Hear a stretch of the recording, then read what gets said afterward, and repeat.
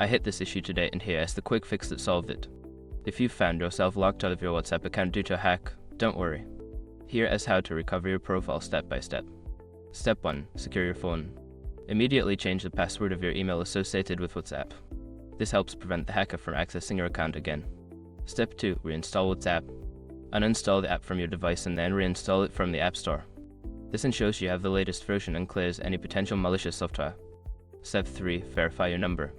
Before starting recovery, use the sroc.com link in the description to open the account recovery checklist generator and make sure your verification details are ready.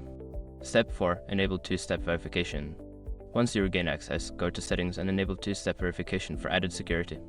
This will require a PIN when registering your number again. Step 5. Notify your contacts. Let your contacts know that your account was hacked, so they can ignore any suspicious messages sent from your profile during the hack. It's important to act quickly when dealing with a hacked account. Follow these steps, and you should be back on WhatsApp in no time. Stay safe.